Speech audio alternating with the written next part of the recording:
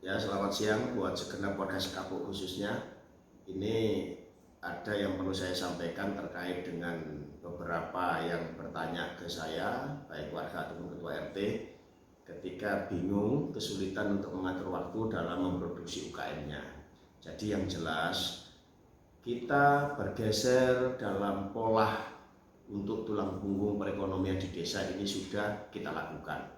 Yang awalnya dari aktivitas mayoritas warga Sekapuk yang menambang atau bikin bata, kemudian hasil dari kekayaan bata itu untuk mencukupi belanja sembako sehingga hidup perekonomian yang di warung-warung kelontong, warung kopi, dan juga warung yang menyediakan sembako semuanya itu berawalnya dari sana, sehingga saya mengatakan itu tulang punggung ekonomi saat itu. Yang sekarang sudah bergeser ataupun bertambah adanya wisata.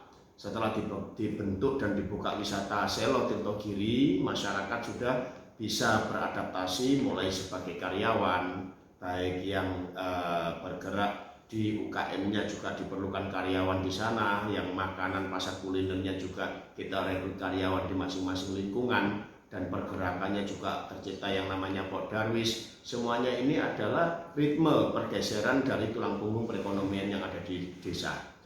Dan Sekapuk di tahun 2022 tanggal 2 bulan 2 kita buka lagi wisata KPI Kebun Pak Inggi. Itu juga nanti akan menambah sebuah ritme lagi peluang pasar. Sehingga ketika ada peluang ini, saya mengajak masyarakat semuanya untuk bergeser pola pikir dan bergeser dalam kreativitas masyarakat harus ditumbuhkan agar mampu memproduksi produk-produk non-pangan yang punya karakter dan kearifan lokal ini bisa ditunjukkan melalui produk-produk UKM non-pangan. Misalkan yang di sekitar saya ini ada limbah, jadi ini juga sangat bijaksana daripada limbah yang sulit untuk didaur ulang kemudian dijadikan sebuah kerajinan dan nanti menjadi oleh-oleh. Itu dilakukan setiap RT punya produk UKM, mulai damar burung, kemudian ada pola-pola kayak bunga dan macam-macam yang bisa dijadikan oleh-oleh. Ini merupakan nilai positif,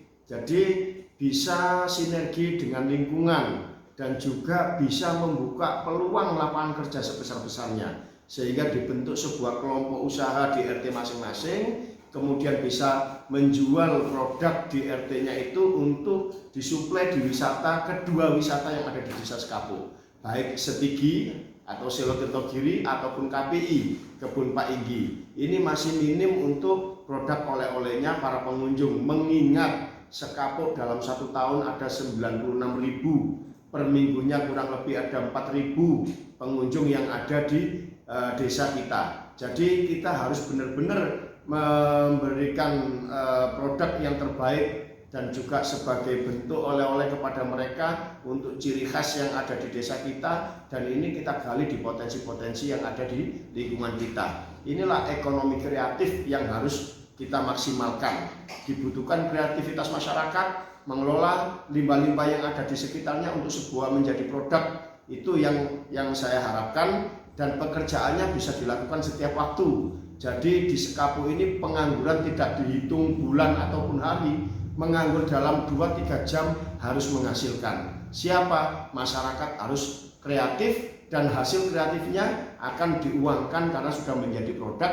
Itu harapan kami ke depan, dan mudah-mudahan dari sektor bata bergeser ke wisata, dari wisata bergeser dari kemampuan individu berkreativitas, sehingga warga Sekapuk total menjadi pengusaha dan siap kaya berjamaah.